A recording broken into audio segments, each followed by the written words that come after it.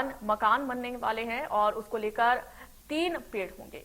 तो वहीं वन विभाग के रुके हुए प्रस्तावों को स्वीकृति मिलेगी। 40 जिलों में मानव रहित एआई चेकपोस्ट बनाए जाएंगे और मेट्रो रेल का काम तेजी से होगा।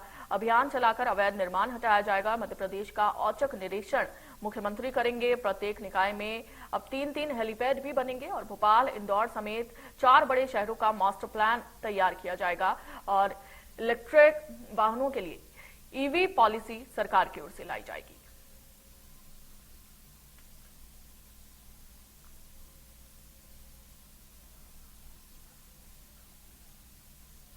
तो आचार संहिता में प्रभावित सरकारी काम अब तेजी पकड़ेंगे। सीएम सचिवालय ने केंद्रीय योजनाओं के प्रस्ताव मांगे हैं और आपको ये भी बता दें कि हर निकाय में नगर वन मकान बनने हैं और उसको लेकर वन विभाग के रुके हुए प्रस्तावों को भी स्वीकृति मिलेगी। 40 जिलों में मानव रहित एआई चेकपोस्ट बनाए जाएंगे। मेट्रो रेल का काम तेज होगा और अभियान चलाकर अवैध निर्माण हटाया जाएगा। ज्यादा जानकारी के साथ संवाददाता वैभव गुप्ता जुड़ चुके हैं। वैभव, आचार संहिता में प्रभावित सरकारी काम अब तेजी पकड़ेंगे, क्या कुछ जानकारी? बिल्कुल कांची, लोकसभा चुनाव की आचार संहिता लगी हुई थी जो कि अब पूरी तरीके से समाप्त हो चुकी है। लेकिन जब आचार संहिता लगी थी तो कई सारे जो काम है उनकी जो प्रगति होती है, उनकी जो रफ्तार होती है वो काफी स्लो हो गई थी। लेकिन अब चूंकि आचार संहिता खत्म हो चुकी है, मुख्यमंत्री मोहन यादव लगातार कामों की आज से मॉनिटरिंग करने की शुरुआत कर रहे हैं। सभी विभागों के विभागाध्यक्ष के साथ आज वो बैठक करेंगे, कैबिनेट की बैठक भी करेंगे।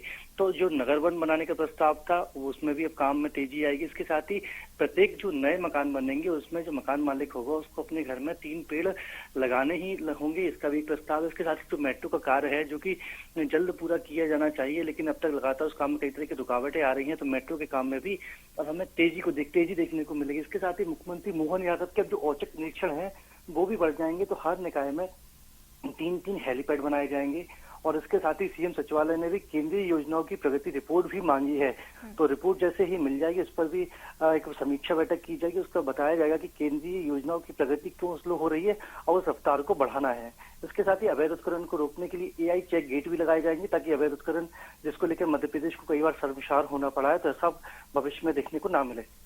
वैभव, इलेक्ट्रिक वाहनों को लेकर किस तरह की पॉलिसी सरकार की ओर से लाई जाएगी? बिल्कुल, जो भविष्य है अब वाहनों का वो इलेक्ट्रिक का ही है, चाहे टू व्हीलर्स की बात की जाए, कार्स की बात की जाए। इसके साथ ही जो हम सामान माल लोडिंग के जो वाहन होते हैं वो भी इलेक्ट्रिक आ रहे हैं। तो इलेक्ट्रिक वाहनों के प्रति जो सब्सिडी का चाहे बात हो, चाहे जागरूकता हो, चाहे उनके चूंकि जो बैटरी होती है, बैटरी काफी महंगी होती है। जो इलेक्ट्रिक वाहन खरीद लेता है तो उसको काफी परेशान होना पड़ता है इलेक्ट्रिक बैटरी को लेकर। इसके साथ ही रजिस्ट्रेशन की प्रक्रिया भी ईवी को लेकर क्लियर नहीं है और इसके साथ ही जो सब्सिडी की जो पॉलिसी थी, पहले जो फेम पॉलिसी आती थी, अब वो एसएमपीएस पॉलिसी हो गई है।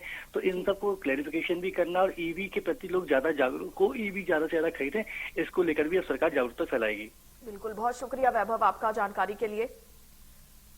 तो आचार संहिता में प्रभावित सरकारी काम अब तेजी पकड़ेंगे और साथ ही आपको बता दें कि सरकार की ओर से कई तरह के जो प्लान हैं वो तैयार किए जा रहे हैं। सीएम सचिवालय ने केंद्रीय योजनाओं के प्रस्ताव भी मांगे हैं।